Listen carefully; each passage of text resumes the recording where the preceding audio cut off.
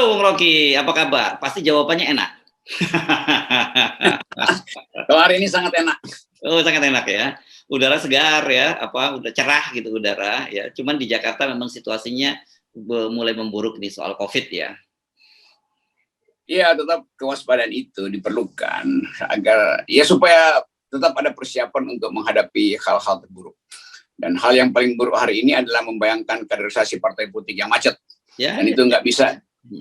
Itu tidak bisa dikasih antibodi kecuali oleh partai politiknya sendiri. Ya. Kita lihat bagaimana para partai politik belingsakan ke sana sini cari figur yang bahkan kemudian banyak figur di luar partai pun diambil. Ini kan menunjukkan ada semacam kegagalan ya di kalangan internal partai untuk menyiapkan calon-calon pemimpinnya gitu ya. Ya sebetulnya kalau kita sebut antibodi politik itu harusnya datang dari dalam partai sendiri. Jangan ambil antibodi partai lain, kan itu kurang sopan karena DNA-nya berbeda kan. Jadi bisa terjadi infeksi justru. Dan bagian ini yang kita lagi cemaskan, apakah partai-partai yang hari-hari ini sudah siap di garis start mampu untuk secara brilian dan elegan mengatakan ini calon kami. Mau dia elektabilitasnya kurang apa berlebih, sebut aja bahwa memang itu kader kami, kenapa mesti malu? Kan dengan cara itu politik diberi semacam harapan bahwa di ujung nanti semua orang akan datang bertarung dengan kadernya sendiri itu. Kan begitu marwah dari politik. Jadi kalau sekarang misalnya orang ragu, ya Puan elektabilitasnya masih rendah dibandingkan Ganjar. Iya, tapi Puan adalah kader PDIP. PDIP harus fight untuk membesarkan elektabilitas Puan. Jadi supaya nggak ada di belakang layar terlihat wah karena nggak punya kader maka membeli kader lain. Karena Ganjar misalnya tinggi lalu PDIP akhirnya secara pragmatis mesti terima hasil survei. Enggak begitu dong politik. Politik itu adalah the art of attacking the impossible. Nah gitu tuh. Bahkan yang tidak mungkin harus dipastikan oleh keputusan partainya sendiri kan. Itu baru terlihat bahwa oh ada wibawa partai itu gitu. Ya. Karena kalau enggak ini terjadi isu mahar terus atau uang perahu atau apapun itu dan kemudian mengakibatkan politik mahal itu terus terjadi ya. Ya kalau saya bayangkan kan contoh yang paling konkret sekarang yang lagi persoalan orang adalah soal Mbak Puan Maharani itu. Orang merasa yang Mbak Puan nggak cukup elektabilitas. Oh iya, tetapi dia punya partai yang harusnya mendorong dia kan.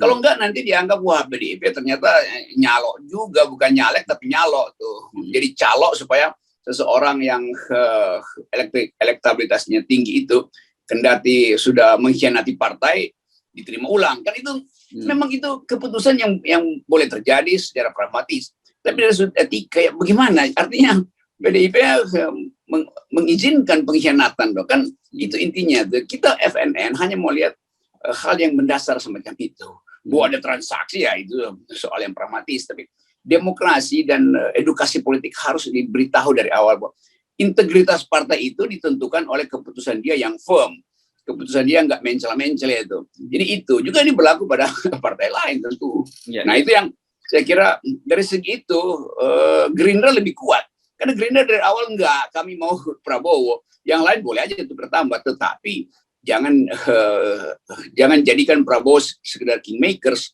Dia adalah our king gitu.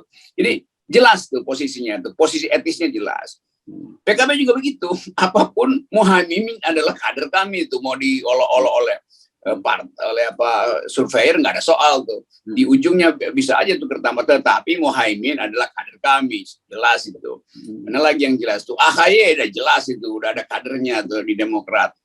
PKS bahkan akhirnya memutuskan enggak kami mau punya kader sendiri nggak mau koalisi karena itu kami mau minta presidensial thresholdnya dijadiin 0. Golkar ada Erlangga. Jadi semua sebetulnya udah ada pada posisi itu beberapa partai itu. Tinggal PDIP untuk putuskan majukan aja Puan Maharani selesai. Bagian-bagian lain bahkan FNN bisa bantu supaya Mbak Puan itu jangan ragu untuk ikut dalam perdebatan karena mulai ada berdebat di FNN nggak ada soal tuh. Ya. Dan saya gratis nggak ada. FNN tuh forum di mana semua orang boleh bertengkar tuh dan nggak perlu sodor-sodorin amplop. Yang penting sodorin pikiran. Iya, nggak ada tukar tambah di FNN tidak ada tukar tambah. Iya.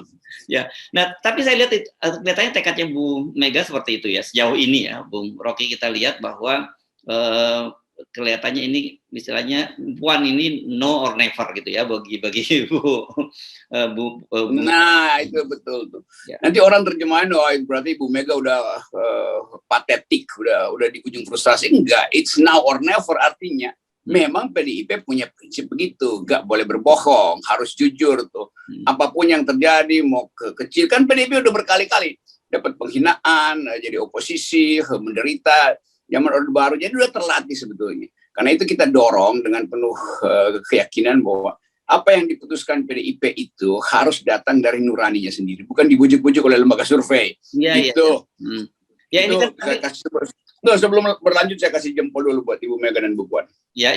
Dan sebenarnya saya kira Bu Mega kan sudah punya pengalaman soal begini nih, soal dikerjain oleh lembaga survei itu ya. Dan pada Pilpres 2014 itu kan yang terjadi. Masa iya Bu Mega mau mengulangi lagi kesalahan yang sama pada tahun 2024 nanti? Itu akhirnya Ibu Mega bikin refleksi bahwa Ibu Mega menganggap, ya kenapa sih dulu kalangan tertentu PDIP nyodorin Jokowi, wong saya merasa bahwa saya mampu kok, dan sekarang terbukti naluri dan konstatasi Ibu Mega itu berhasil kita percaya sekarang bahwa Ibu Mega memang punya kemampuan untuk membaca masa depan itu, karena pengalamannya itu. Ini bukan soal perdukunan, ini betul-betul soal kalkulasi yang matang karena pengalaman tuh. Saya kira begitu tuh. Bahwa Ibu Mega seringkali juga membutuhkan semacam kekuatan supranatural, itu biasa untuk meyakinkan psikologinya kan. Tapi kalkulasi Ibu Mega itu benar bahwa petugas yang dipilih 10 tahun lalu bukan petugas yang bisa diberi tugas. Ya.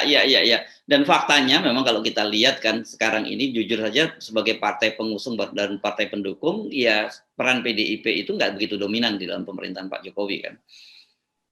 Ya akhirnya begitu, bahwa PDIP yang membesarkan Pak Jokowi itu cuma dapat ya mungkin 12% dari kekuasaan itu kan. Dan itu juga porsi-porsi yang sebetulnya ya biasa aja. Bukan portofolio kabinet yang bisa membuat PDIP stabil secara politik, ideologi maupun ekonomi apalagi itu. Jadi keadaan itu yang memang harus dijadikan sebagai bahan permenungan untuk diputuskan di dalam rapat-rapat PDIP minggu-minggu ini, supaya ada kejelasan tuh, orang nggak ragu lagi. Demikian juga sebetulnya buat Ganjar juga tinggal terima keputusan karena oh ya memang saya salah, tidak diperlukan, supaya Ganjar bisa cari partai lain atau bikin partai baru tuh. Kan masih mungkin Ganjar bikin partai baru kan bersama sponsor-sponsor oligarkinya tuh yang mungkin juga akan patah sama-sama dengan Ganjar kalau masih berupaya untuk membujuk Ibu Mega. Ya, nah ini berkaitan karena Anda ngomongin Ganjar, tapi nanti kita lanjutin lagi soal Mbak Puan ya. Ini saya diingatkan oleh seorang senior gitu yang mengingatkan bahwa posisi Ganjar itu berat di PDIP. Kenapa? Karena Bu Megawati ini orangnya sangat sensitif dengan pengkhianatan gitu. Karena apa yang dilakukan oleh Ganjar itu kan kemarin sebut pengkhianatan. Bu Megawati dulu merasa bahwa Pak Bung Karno juga dikhianati oleh orang-orang sekitarnya, juga oleh Pak Harto, makanya juga dia sangat marah sekali. Kemudian kita ingat dengan hubungan dengan Pak SBY sampai sekarang pun juga masih belum cair karena merasa juga dikhianati. Juga ada kasus juga Rini Suwandi misalnya yang dulu sangat dekat dengan Bu Megawati juga itu akhirnya berakhir selesai. Gitu. Nah sekarang saya kira ini karena dianggap bahwa bagaimanapun Ganjar ini adalah proksi gitu ya, proksi Jokowi dan proksi Jokowi, kita tahu yang lebih mengendalikan Luhut bukan Ibu Megawati. Jadi ini soal sensitif. Itu seorang senior memberikan catatan pada saya. Saya kemudian renung-renungkan, oh iya juga ya. Iya, ada yang disebut genealogy of memory itu, ingatan berdasarkan hal-hal yang mendebarkan dalam sejarah itu kan diingat. Mungkin yang memori yang agak kurang tapi dengan dalam wilayah yang sama itu Ibu Rustiningsih dulu yang dari Jawa Tengah ya, yang kemudian juga ya hilang aja begitu karena tidak di dalam pakem PDIP itu. Jadi kita mau katakan bahwa walaupun PDIP itu akhirnya mengecil jadi partai Bung Karno, kan semua orang akhirnya menganggap ya kalau kita sebut Bung Karno itu pasti harus minta izin PDIP dulu tuh. Padahal Bung Karno adalah bapak bangsa tuh. Lepas dari soal itu, tetap Ibu Mega punya moral politik yang sudah final. Bahwa inti dari politik adalah kejujuran itu. Dan kejujuran itu yang tidak dia peroleh, yang dia harapkan ternyata dipermainkan oleh media sosial, lalu ada bagian mungkin dalam PDIP yang terlalu pragmatis, lalu mendorong-dorong Ibu Mega untuk keluar dari garis moralnya. Lalu Ibu Mega marah kan? Itu kemarahan yang memang sudah terakumulasi itu. Dan ya memang kita anggap bahwa ya kurang sopan sebetulnya marah di depan presiden. Tapi kalau kita lihat dari core value, nah, biasanya orang pakai istilah korporasi, core value PDIP, memang Ibu Mega yang pegang itu. Yang lain kan player yang bisa pragmatis tuh. Bahkan orang semacam Pramono Anung juga dianggap sebagai player, sebagai kemampuan maneuvering politiknya kuat. Tetapi tetap kedudukan etisnya itu hanya bisa dipegang Ibu Mega, yang lain nggak mungkin atau belum mampu setanding Ibu Mega di dalam mempertahankan prinsip-prinsip kepartaian internalnya. Itu yang sebetulnya orang luput untuk lihat bahwa keteguhan Ibu Mega itu tidak mungkin diserahkan untuk diatur secara pragmatis oleh kader-kader yang lain. Dan itu kelihatannya disadari karena saya membaca berita ini, saya bacanya di Kompas ini ya, sebutkan soal Puan Maharani itu ternyata sudah mendapat tugas khusus dari Bu Megawati untuk terus keliling Indonesia. Dan saya kira ini masih dipahami itu bagian dari satu, konsolidasi partai, yang kedua itu adalah dalam rangka meningkatkan elektabilitasnya gitu. Yang kedua yang menarik statement dari Puan ini adalah fakta, dia menyatakan bahwa dia diminta untuk menjajaki tidak koalisi sebenarnya, kerjasama dengan semua partai tanpa terkecuali. Nah ini kan ini menarik, ini karena artinya ada semacam kesadaran untuk membuka diri. Karena kita kemarin membaca dari Hasto misalnya kan dia udah memberi catatan-catatan kalau dengan Demokrat itu agak susah, dan dengan PKS itu sudah tertutup lah karena secara ideologi berbeda dan sebagainya. Dalam politik saya kira kan nggak bisa seperti ini, apalagi kalau dalam konteks Indonesia di mana masyarakat kita ini bagaimanapun juga majemuk dan ya ada disebut Islam dan nasionalis dan sebagainya, dan ini harus berpadu. Saya kira ini cara pandang yang mulai menarik ini dari Puan, dan saya kira apa yang dilakukan oleh Mbak Puan ini pasti juga adalah titah dari Ibu Megawati. Iya, jadi akhirnya saya mesti buat kesimpulan, bahkan sekjennya Pak Hasto nggak bisa menembus pikiran originil dari Ibu Mega tuh. Kan Bung Karno bahkan dulu bikin koalisi besar itu Nasakom, nasionalisme agama komunis. Itu pasti membekas lebih kuat di benak Ibu Mega daripada keterangan sekjennya yang secara teknis hanya baca penggalan sejarah lalu anggap bahwa nggak mungkin dengan Demokrat, nggak mungkin dengan PKS. Loh, ayahnya Mbak Mega yang adalah presiden pertama Republik Indonesia selalu membuka ruang untuk semua aset bangsa ini kan. Jadi di situ Hasto ngaco tuh, nggak boleh ini, ya apa poinnya? Kalau bilang nasionalisme, apalagi pikiran Bung Karno, ya semua masuk kok dalam disebut front nasional atau apapun istilahnya tuh. Jadi bagian ini yang saya anggap saya lebih paham tentang core value dari PDIP dibanding sekjen PDIP. Tentu sekjen PDIP sibuk ngurus politikingnya. Tetapi nilai dasar dari partai itu adalah berbasis pada keinginan Bung Karno untuk mengumpulkan semua kekuatan. Ini saya ucapkan dalam upaya membaca arah ideologi PDIP itu keterbukaan. Lepas dari soal Mbak Puan, matiin mic, Mbak Puan bikin baliho di mana-mana, itu urusan teknisnya. Tetapi Ibu Mega mengerti bahwa dia mesti buka front yang lebih luas. Karena bagaimanapun negara ini hanya bisa makmur, adil, dan damai bila ada persatuan nasional, kira-kira begitu tuh. Nah itu intinya tuh dari sisi cara pandang PDIP. Dari sisi demokrasi apalagi, semua partai itu mestinya lakukan yang biasa disebut cross-cutting loyalties atau overlapping konsensus. Itu artinya keterbukaan. Tapi nanti orang ingatin saya lah itu. Tapi kan Bu Mega bilang ya nggak ada koalisi. Oh iya, tapi Ibu Mega bilang juga koalisi memang nggak perlu, tetapi kerjasama perlu kan itu kan. Walaupun waktu itu saya kasih catatan kaki, loh koalisi itu sama dengan kerjasama Bu Mega, tapi nggak penting lah, cuma soal istilah.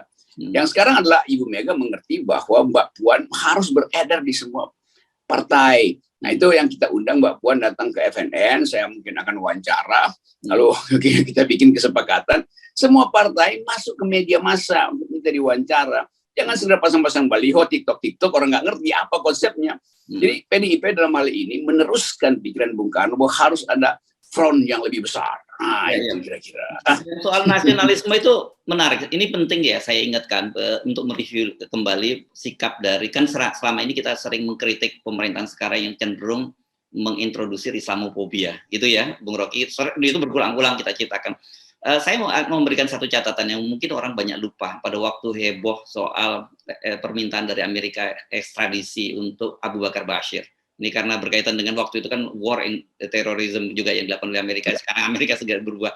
Pada waktu itu presidennya Ibu Megawati, dan Ibu Megawati dengan gagah bisa menolak permintaan Amerika itu. Ini mungkin banyak orang yang lupa cara bagaimana Bu Megawati bersikap. Jadi ketika ada persoalan nasionalisme itu yang didulukan oleh Bu Mega.